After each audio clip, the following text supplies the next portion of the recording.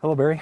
Hi. One of the things that we've been doing is we've been trying to frame how we talk as how people have lived, worked, and played in Redondo Beach. Right. And what we'd like to know is what year you first came here, the types of things you did growing up as a child, as a teenager, then as an adult, and how you've seen things change in Redondo Beach through the years. Interesting. I was born in Torrance Memorial Hospital. 5 days later, I came to Redondo Beach. Lived at 510 South Broadway all my life. And it was 2 blocks from the water. And naturally, we were all down in the beach, swimming in the beach and everything else. And this was in the 30s, and I think I got my first surfboard, I would probably say around 37, 38. 39, I got a brand new surfboard. That was Pacific Hub System board. And my brother, we still have those 2 boards. They're antiques and a half. They're up in our shop. And then, let's see, going along, I went to South School and went to the kindergarten building is still there on Nob Hill. And so I went to school at South. Then I went to Central School, which was up here on Pacific Coast Highway. I think it's a senior citizen home now. Then from there I went to high school. But meanwhile, growing up, I was in the Boy Scouts. That was in Troop 266, and all of the local guys, they were all in that same troop. And Shelley Jones was the scoutmaster. How I remember that one, I don't know. And there was a bunch of fellas that were in it. Dal Casaro was in it. George Mayle. These are all local people that are here in Redondo. George Mayle is in our yacht club. And who else was in there? Can't even think of it right now.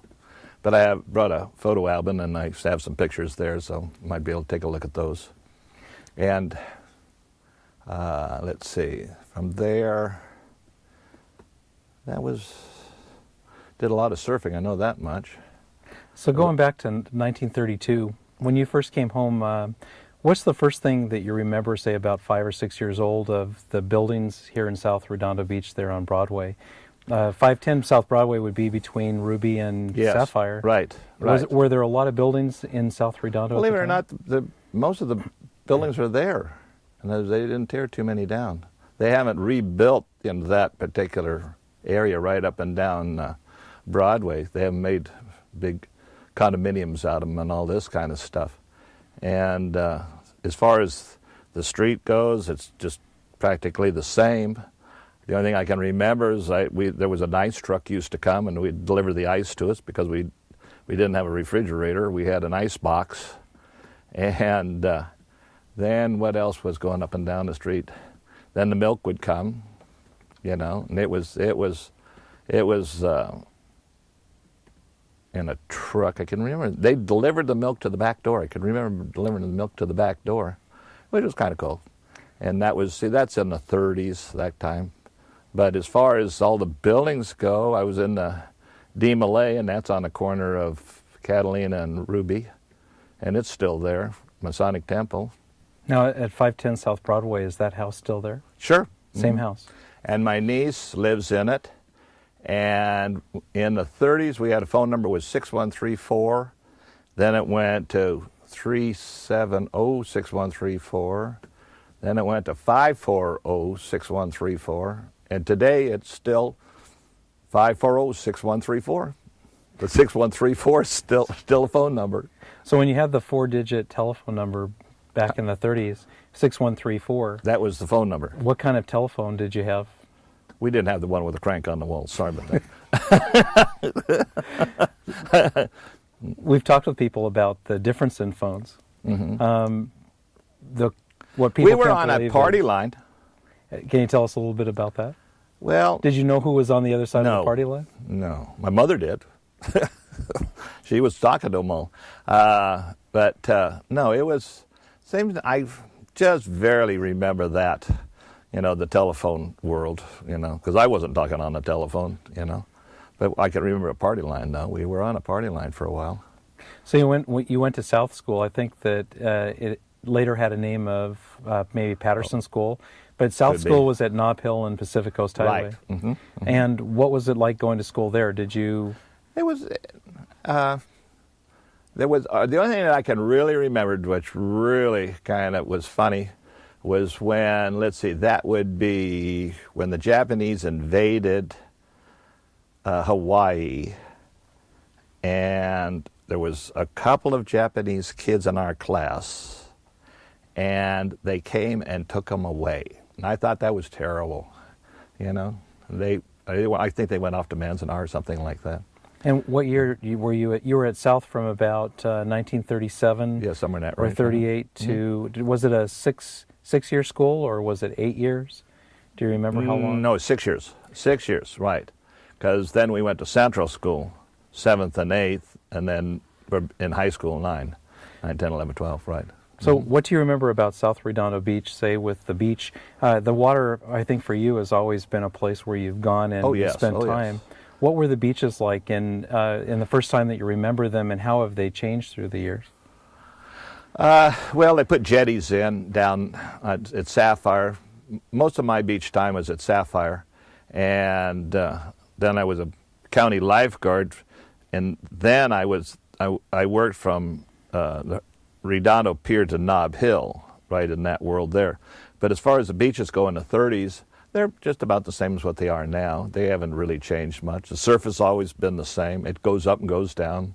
Some days are big and some days aren't bigger and anything like that. Now, were there always, what was about the width of the beaches? People talk a lot about how the beach has changed since the breakwater. Yes, oh yes, since they put in those jetties, and then they put in the breakwater, and that sucked all the sand out, especially down the Sapphire, and threw it all on. It all went over to Hermosa Beach. If you look at Hermosa Beach, it's getting bigger and bigger and bigger. And then from Topaz south, it's getting bigger. So I don't know where the sand is really. It's just out there whirling around. But there was a fishing barge that was off Redondo in the 30s, and a storm came and it hit the beach at Topaz.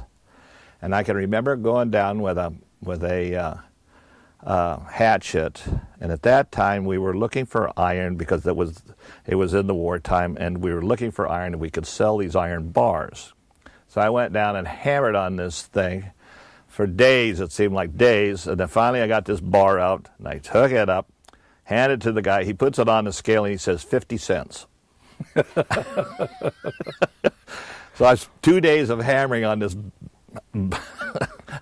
old boat, and I got 50 cents for it. But that was one of the situations that happens on the beach down there. Every once in a while, something will, there was another one that came in too. They would break loose in heavy swells, and then they hit the beach, and then here they are. But if it ever hit the pier, it'd go right through it.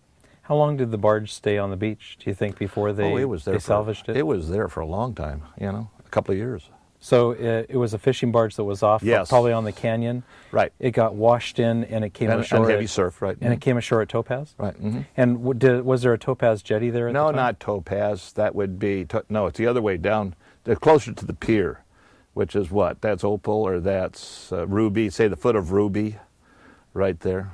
It was more between Sapphire and the pier. So what kind of amusements were there along the beach if you went to the beach during the day? Let's say from the 30s to the 40s. See, there was the pool, the swimming pool. When my father came to Redondo in 24, he was a swimming instructor. And he came from Toronto, Canada. And believe it or not, between Toronto, Canada and Niagara, there's a town called Hamilton, and that's our family. And that's about 4 or 5 grandfathers back. And then he went to Columbus, Ohio, where my brother was born. Then he went to Dallas, Texas. It was too hot there. Then he went to. He wrote the people that had the pool here, which was Pacific Electric, and because they would come from L.A. down, and this was the end of the trolley line, and then they would get off and go to the pool and get back on the trolleys, and then back up they would go. to L.A. And then the trolley cars, they all went down Catalina and stopped at Avenue I. And let's see. So when your father came here in 1924, Right. Where did he teach you swimming? Did he teach Oh, at the Plunge? Redondo Plunge, right. Uh-huh. And you If were you born... have any pictures, when you walk in, he was on the right-hand side just in front of the cashier, and he had swimming supplies. He sold swimming supplies, and then he also gave swimming lessons. But my mother taught me how to swim. So with what type of swimming supplies would they sell on the Plunge when he was there? Wool bathing suits. These are wool bathing suits, and they were the ones that came all the way. The guys had them all the way up to the top, and the girls they kind of had a skirt, when I could kind of remember. And this was the rental suits with the R on them? No, yes. And so it was your family that actually rented the bathing suits No. for the Plunge? No. That was the Pacific Electric did all that, and they handed out the towels.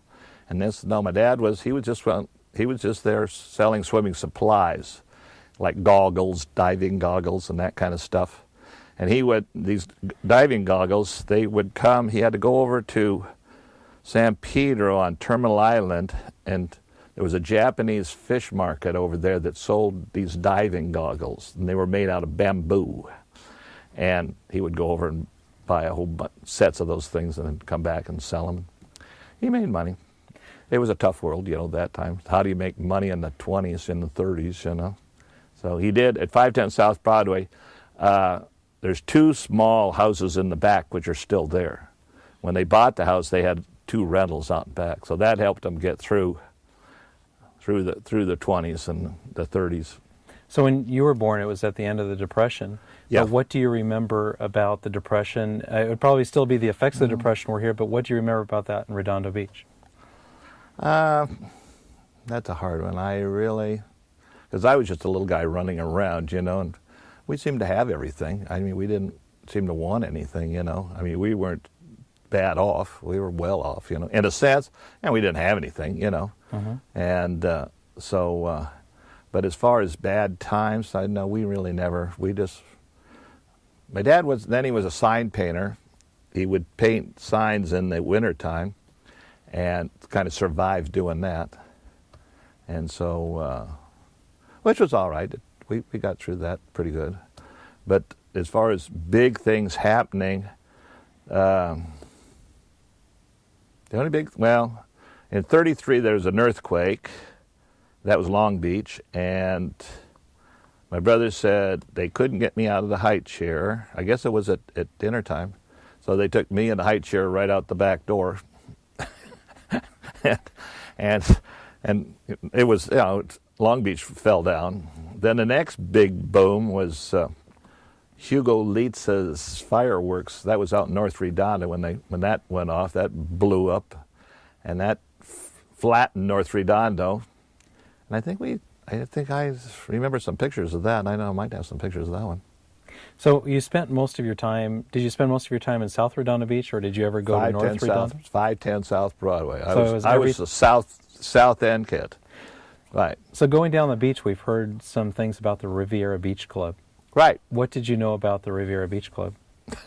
Other than that, we heard it burned down in the early 50s. But right. I washed dishes in there for, I don't know, I think it was 75 cents an hour. And what year was that? That had to be in the 40s, right there, around the mid-40s, 45, 46, right? And then... So if you had to describe how, say, the social life and what happened there at the beach club, who belonged to it? The only social life that I could tell you about there was when I was a county lifeguard. They had the lifeguard dances there, the summer lifeguard dances.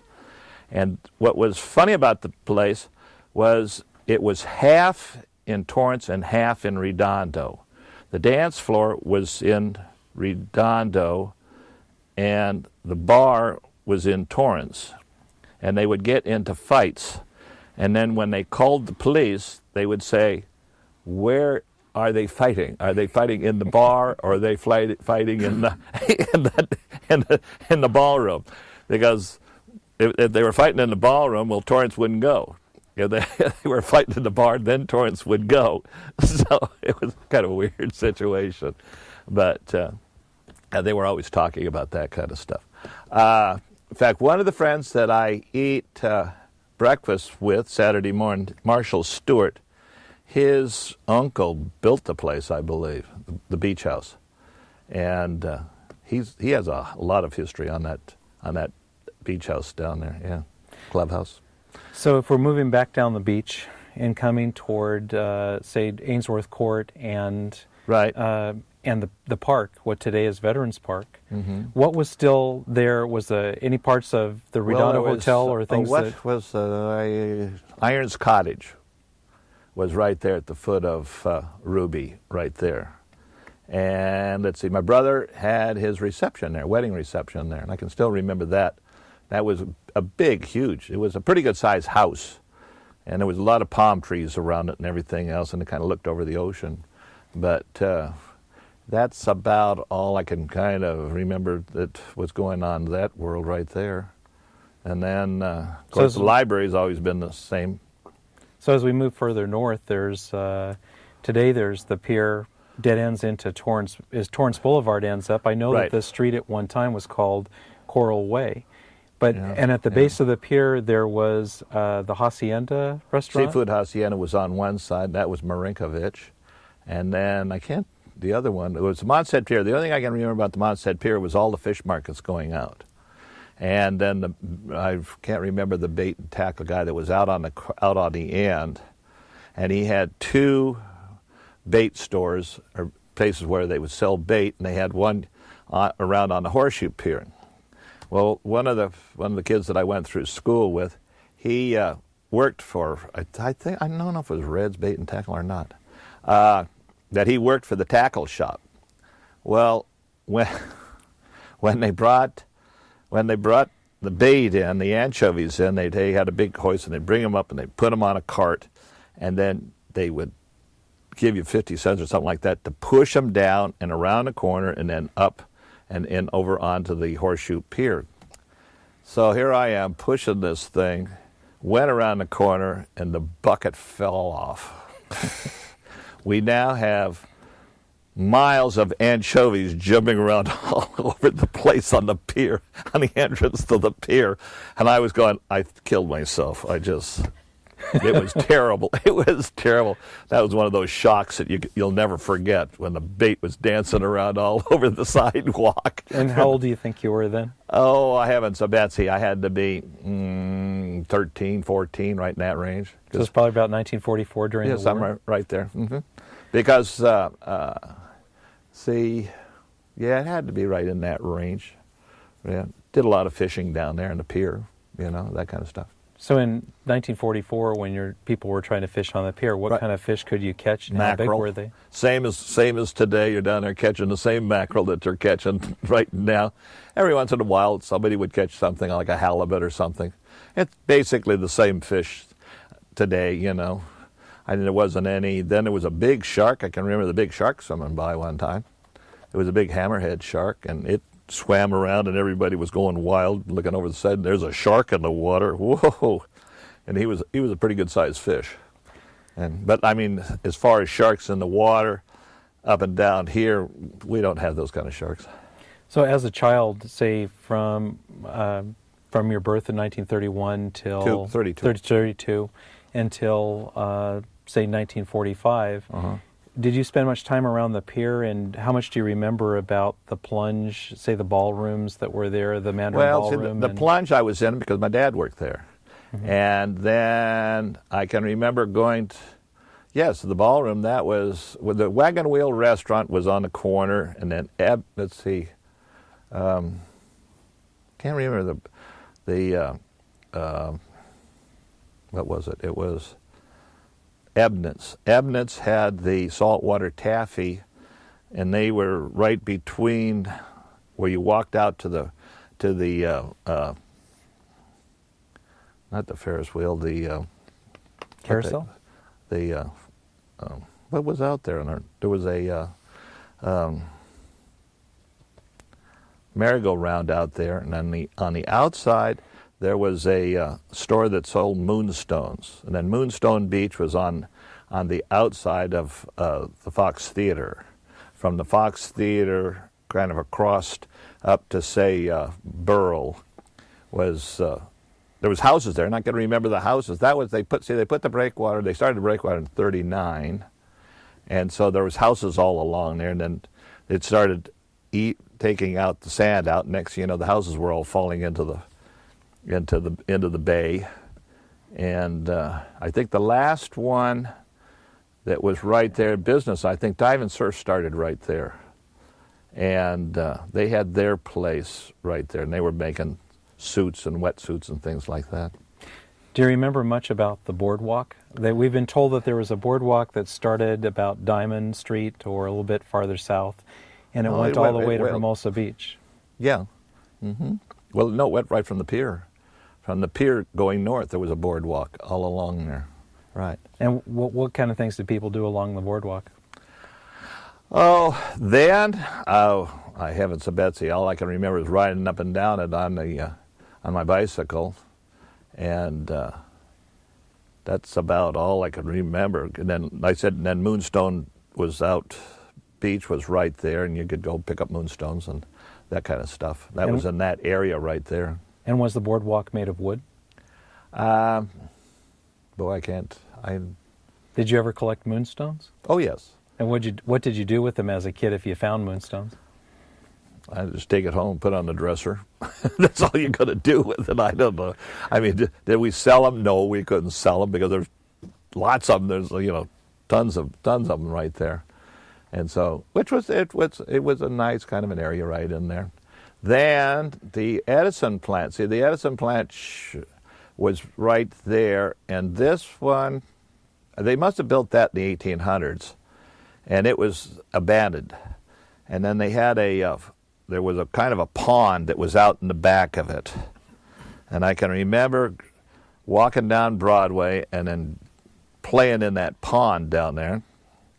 And I think I only went down there once, because when I came back, my mother wailed the tar out of me because I wasn't supposed to go that far north. So that was it. But down there the windows were very high on the thing, and if you could break one of the windows out, you're throwing a rock pretty good. I think that was a Pacific Railway, or it had something to do with the power. No, it was the Edison Plant. It was still Edison? It was still, no, that was because the smokestacks were up and everything else right there. And there was a steam plant of some kind that made electricity, but it went down. And then, let's see, right in front of the Salvation Army, right there, Burl Street, and they dug that up, and that was where the Hyperion plant was, because all the sewage came and went right down there and then into the ocean. I can remember looking at that, because they dug up the street, and then here's all these tanks and everything else. And I couldn't figure what all those tanks were for right there. Never seen that before. And what year was that you saw them? Oh, this is like in the 30s, that type of thing. So there was some kind of a sewage treatment that was under the streets or under the underground, right, near Beryl and what's today Beryl and Catalina? Like Catalina and Harbor Drive, right? Huh? What do you remember about the red car in Los Angeles and coming down to Redondo Beach? You said that the railway used to come down Catalina and go to Avenue I. Avenue I, right. Now, was that the red car? The red car.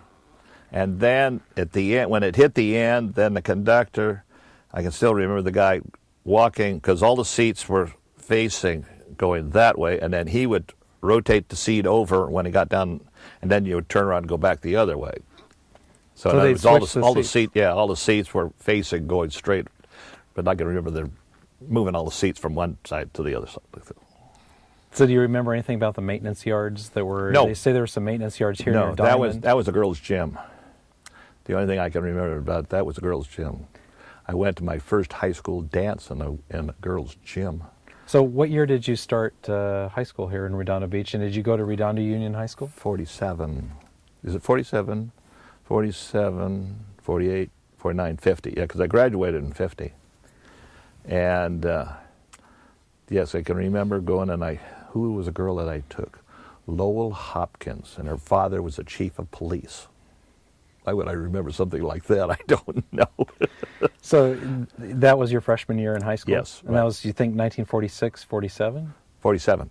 So 47. 47, And was Redondo a 3 or 4 year high school? 4-year high school. So you started in 1947 in Redondo and went to, what you said the girls' gym was on the corner of Diamond and Right. Pacific Coast Highway? Right. It would be on the Right where the northwest corner where the police station is. Yes, exactly. And what else was in that property around, say, between... All I can remember, there was like a football field around the back of it, you know, and then there was a diamond. But as far as any of the railroad yards and that kind of stuff, I can't remember that. Although the trolley car did go up Diamond, I think it went up Diamond right beside the high school, and then on out towards El Nido and out that way. Now, do you remember the bridge at Prospect and Sure. Del Amo? Is there any history with that bridge that you remember of things that went on with the high school kids? Or No, because that was too far away from me. I'm more down the south end of Redondo. Yeah. Now, I you talked never about- got out and wandered around and things like that, no. You talked about El Nido, too. We heard that was where the transients where the hobos went. That's right. What do you remember The railroad- about that? Just, that's where they hung out, you know. And then you would always drive by or something like that and have to look and see, you know. Where are they? You know, what are they doing? So as a young kid, as a young man, you'd go out Yeah, that and was, see the hobos let's there? see, what is it? Pacific Crest Cemetery is right there, right. So what do you remember about, say, your 4 years of high school, 1947 and 1951? What I types of- was on the swimming team 4 years, lettered 4 years. And what was the swimming team? How did Redondo do compared, and Well- who did you compete against at that time? About the same schools that they compete against now. We swam against Inglewood, we swam against Lusinger, we swam against Santa Monica. Well, I don't understand Santa Monica and Beverly Hills. It was Beverly Hills, Santa Monica, Inglewood, Lusinger, and Redondo. I think that was the 5 schools in the league. That was Bay League. And I think you played water polo also? That was at El Camino.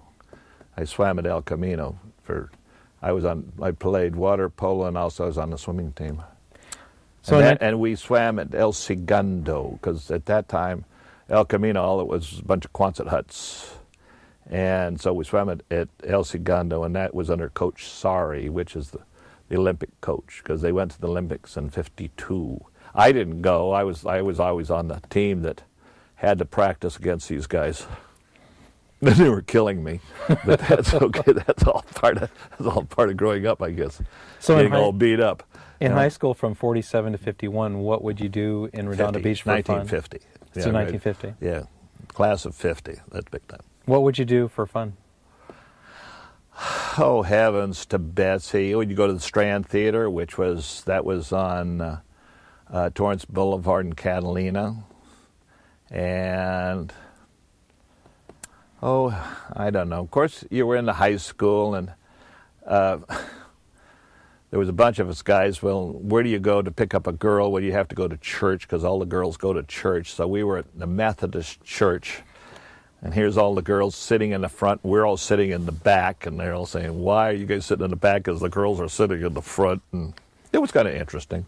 But that would be, if you know, your social world. Well, that was the social world right there, you know. And which Methodist church was that? That's on Broadway and In Torrance? in Torrance Boulevard. And Right. it's still there today. Still there. And In fact, I think my baby picture is still hanging on their wall. And why would your baby picture be there? Because they took pictures because that was the church we went to, and they took pictures of all us kids at that particular time, and they put them all up on the wall. And that was one of the big things that they were discussing, was where did all the baby pictures go? And they found the baby pictures, and they were back on the wall and everything else. But the last one I looked at it, Joe Casero, his name was underneath my picture, and I couldn't figure that one out. But anyways, and I think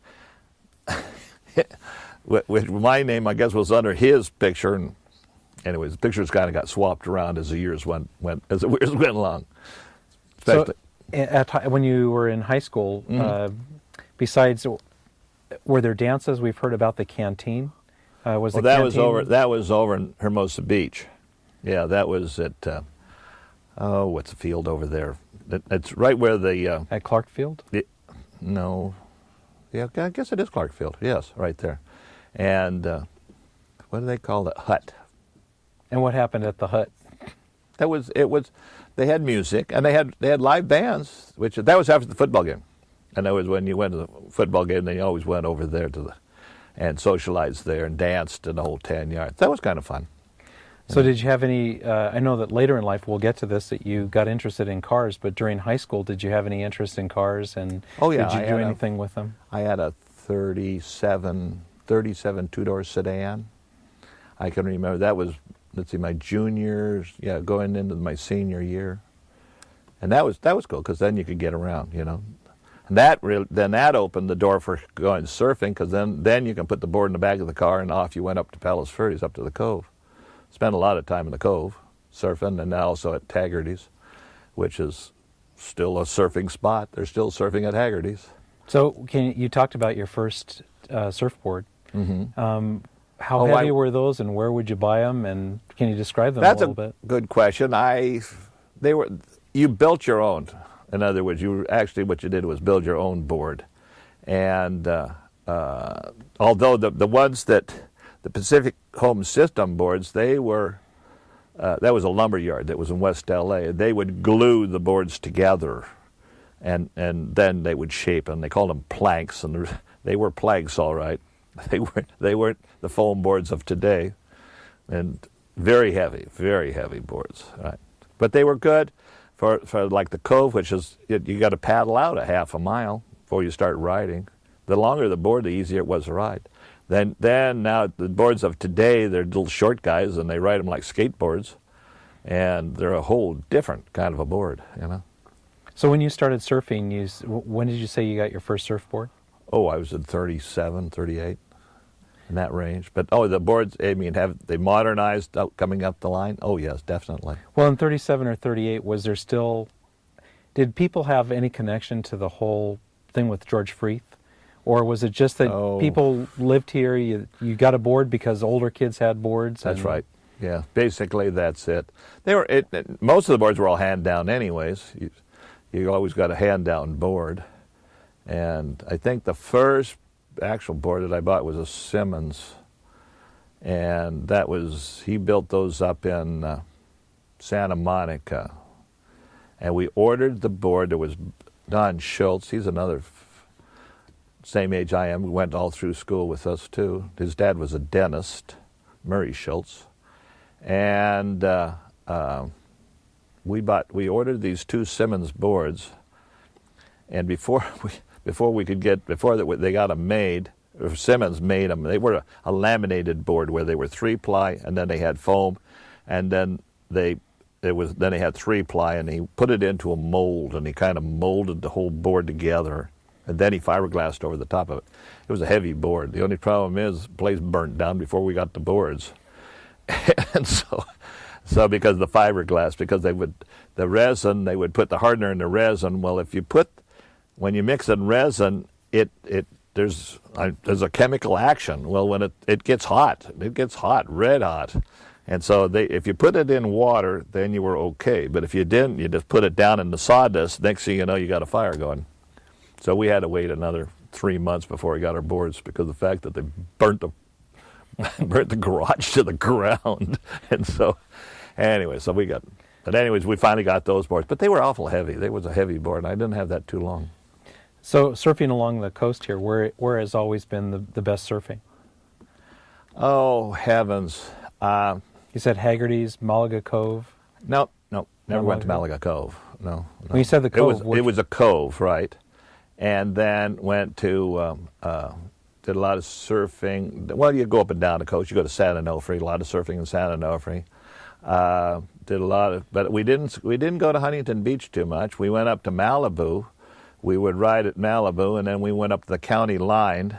That was pretty good riding, the county line, and then Malibu. That was pretty good right there. What years was that? Never rode in, well, that was in the, I would say, 50s, that kind of. When you say county line, you mean Ventura, Los Angeles Yes, county line? yes.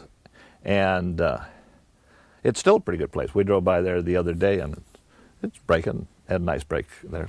So now, do you But- think, with all these people that you were with, it sounds like you might have been the first surfers in Los No. Angeles County in No. terms of the 1950s? No. No?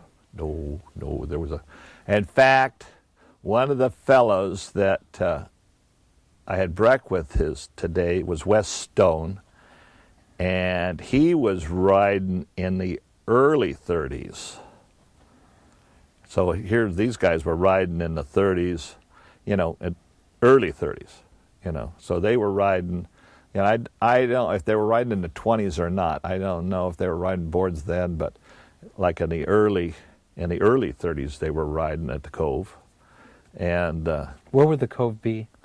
that's Palos Verdes. Yeah, but where on Palos Verdes do you think that would be today? What would they call it? Or Still a cove. In other words, it's it's actually the first. Well, when you're coming, say down the Esplanade and everything else, it would be the first kind of an inlet or whatever you want to call it out there in Palos Verdes, and that's always there was a road that went down. And in the 30s, they put a road down. They came in with a bulldozer and they put a road down to the bottom down there because there was a film company that came in and they were filming some kind of a film there because of the fact that they could have an old Buccaneer ship out in the bay and they could take a picture of this Buccaneer ship out in the bay. And so that's where the road is cut all the way down. And we used to drive down there. Well, you can't drive down there today. They won't even let you even get close to driving down there today.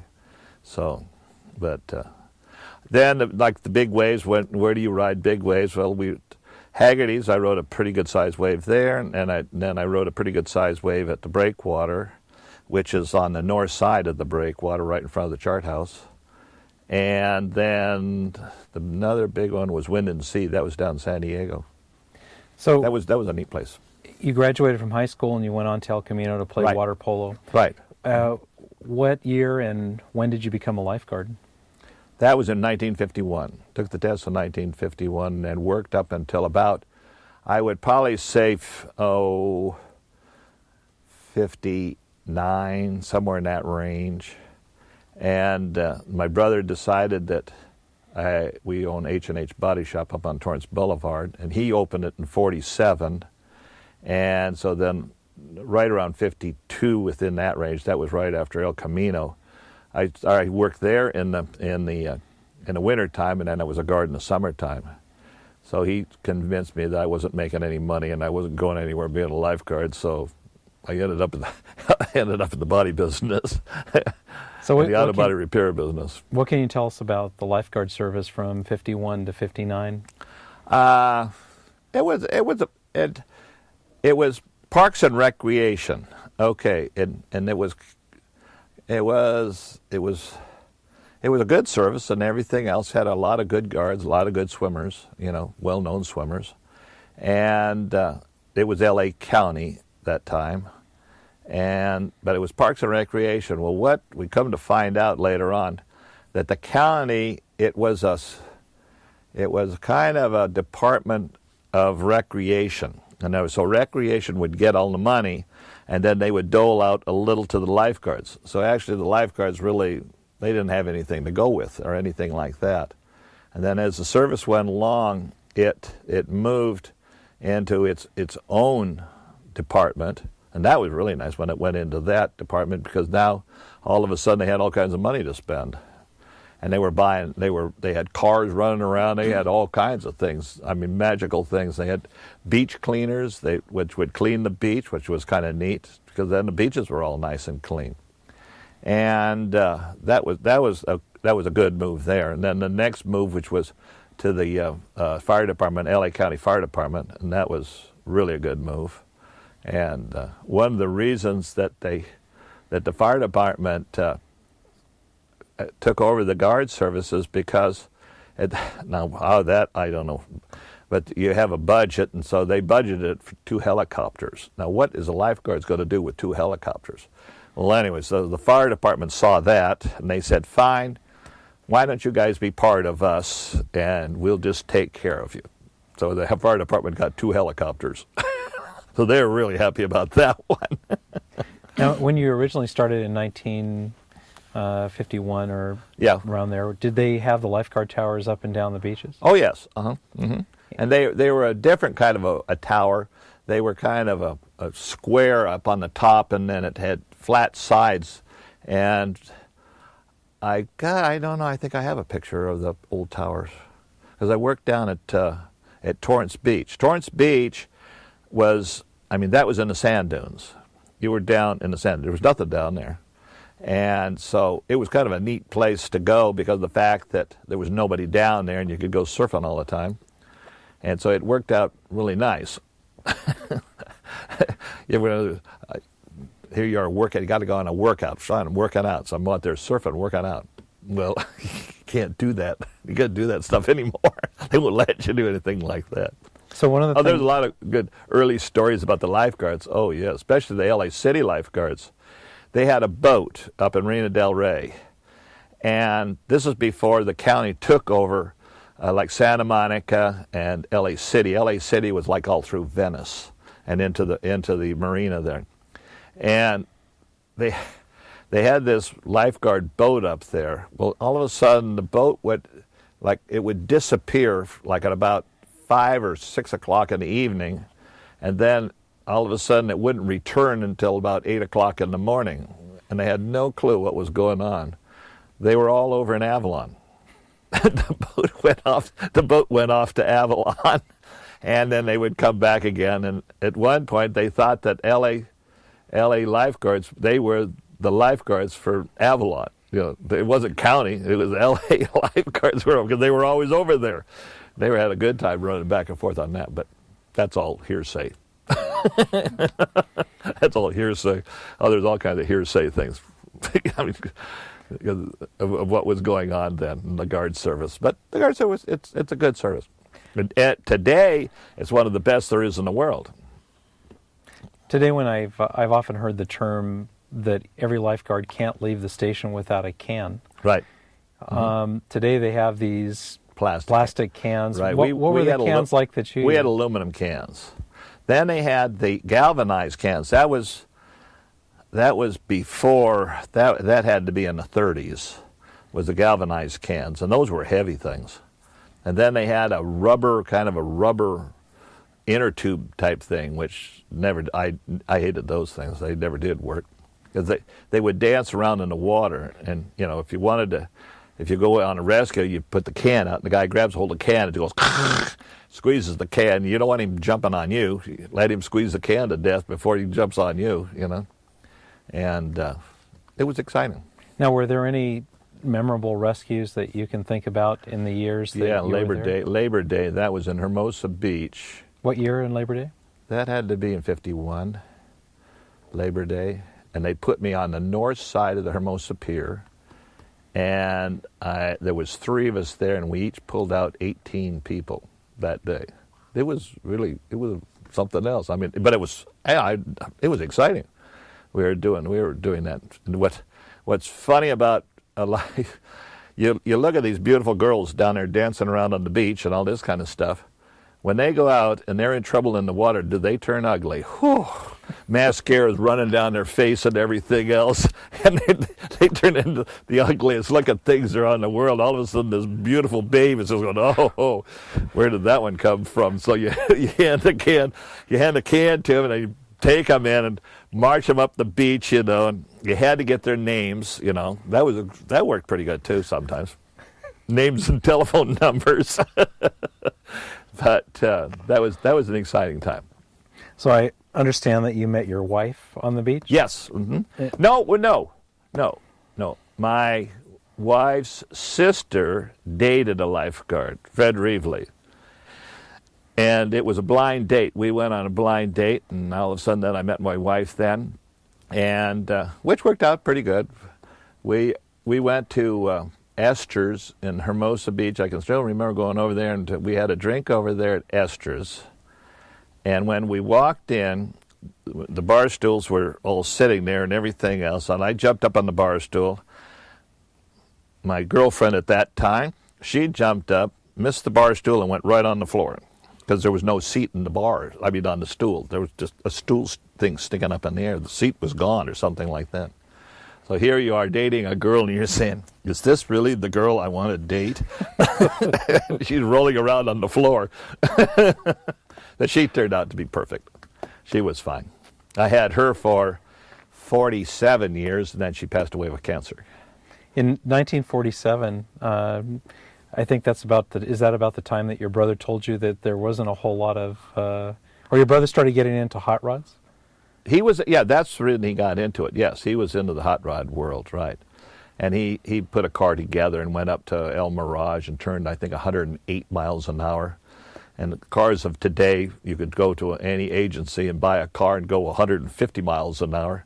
So you don't even have to make a hot rod anymore. They're selling hot rods, you know. But these were all, you know, they're all Fords. They were all flathead Ford engines, and they were pretty good. Then I got at that, let's see, in the 50, yeah, 2, 3, then that range. Then I joined the Drifters Car Club, and that's the one that we have breakfast over here at Joe's Restaurant every Friday morning at 7 o'clock, and there's still 12 of us. And what year did you start the Drifters, or did you think? They started it in high school, and I got into the group after I got out of El Camino. About what year do you think that was? 53, 4, something in that range, right? And can you tell us what the Drifters are all about? It was a hot rod group, and we had a car. It was a 35 coupe, and it moved pretty good and everything else. And we went to Santa Ana all the time. But we would stand on the corner of, let's see, that would be Diamond and PCH, and that was King Cole's restaurant, and that's where we hung out. We were all standing with our white jackets on, and everybody would drive by and see, here's the Drifters. Yep, there they all are. They're standing out in front of the King Cole's restaurant. Then that restaurant moved down to PV Boulevard and PCH, and then it burnt to the ground, and then it moved across, and I was trying to come up with that one. I can't remember the name of the restaurant that's there, and they still serve the same hamburger. They got a hamburger they serve, and is that the Bullpen? Yes, right. And that was originally you said it was a different business, and it eventually evolved into the Bullpen? No, the fellow that had King Cole's right here moved down, and then he got burned out, and then he moved over and opened King Cole's, right. Mm-hmm. So speaking about restaurants around Redondo Beach as you were growing up, we've heard about a lot of different places. Right. Millie's Seafood Grotto, that was a good one. That was on Avenue I and Catalina. That was a good restaurant to go to. What about the Windjammer? The Windjammer, that was not Toller. And what was funny then, he was in fact, that was where I met my friend. My friend was a lifeguard. And he said that he has a girl. He's dating a girl, and she has a sister. And then that was where I said, okay, yes, I would take her out.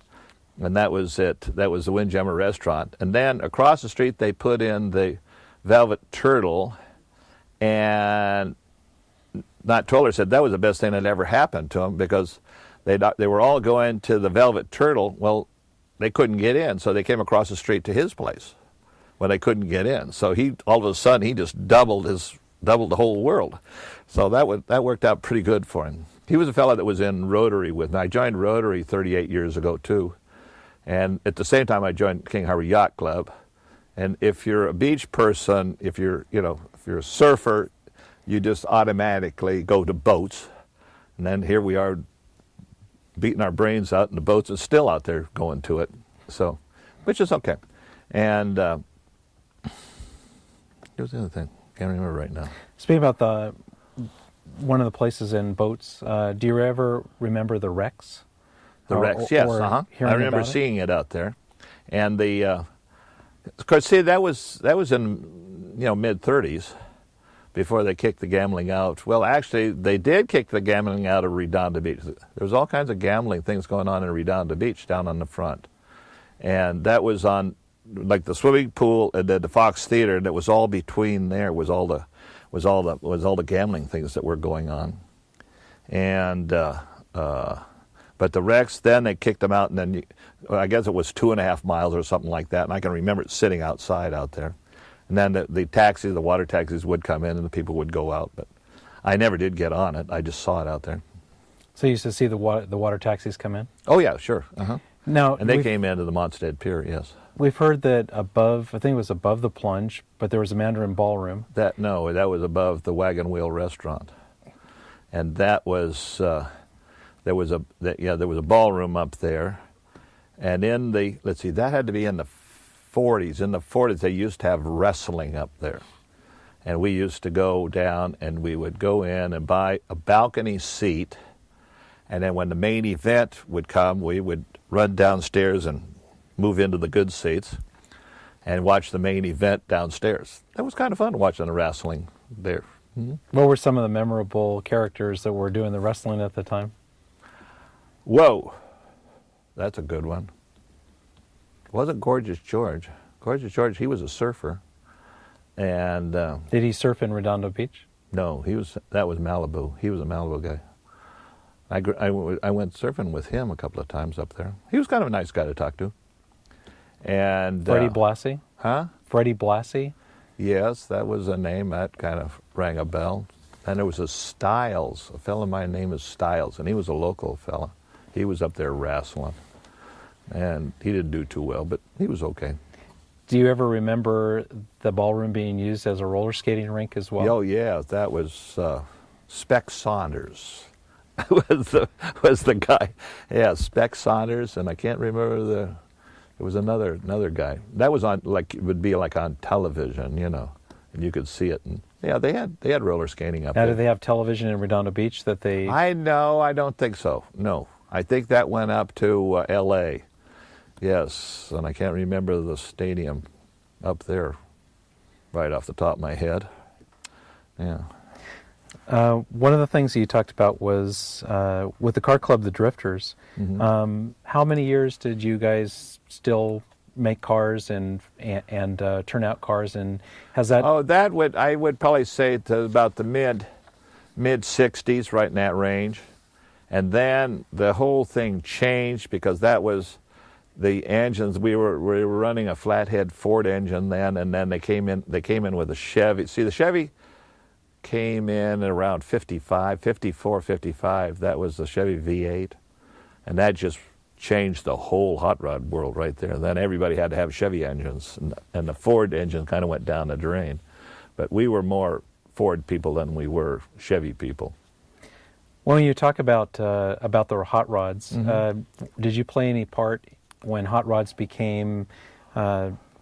the magazines and all of the things did you feature any of your cars in magazines? Yes, that was, we were in Hot Rod magazine a couple of times, and had a feature article and everything on the car, which was, I think I still have that magazine. So you talked about, you had told Dinah previously that you talked about some friends of yours, Dal Corsero. Right. Don Ballard, right. Norm Dobrik, right. and Raymond Corey. Now, some right. of those names I recognize. Right. Don Ballard certainly has had many businesses through the city. Right. Mm-hmm. And the Corey family all right. have had many businesses, That's right. cleaners. Mm-hmm. What can you tell me about the families that, just the families of Redondo Beach through well, the these last were all the kids. These 40, were the guys 50 that I years? grew up with, that I went through school with, and everything else. Don Schultz was one. His dad was a dentist down the south end of town. And Ballard, he was in the Boy Scouts, and his dad used to take us out to the desert camping. And Dobrik, his dad ran the feed store down here, and then he moved up. He went in from the feed store, he went into the pet business, and then the pet business, now it's not the pet business anymore. He still owns he owns the building there right beside us. So then Raymond Corey, he went off to the desert. They all kind of fly away, you know, but it was the group that I was, you know, raised with and everything else. But they're all nice people, you know. When they talked about, you talked about the feed store, we've heard stories about farms and dairies and other things being here in Redondo Beach through the years. Right. Do you remember any of that, of going out different places? The only thing that I could just remember the feed store was they would delivered a lot of things like out to Torrance on, say you go up Torrance Boulevard there in Anza. That was all kind of farm country out there. Morgan Moore's dairy was out there on Del Amo in Anza, and I can remember him delivering milk. Did that for a long time. That was one of the fellows that was running up and down Broadway delivering milk. That was the milk truck that ran up and down.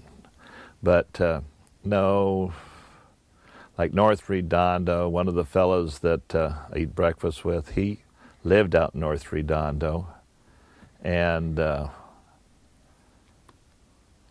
what did he do? I can't remember what he was doing out there.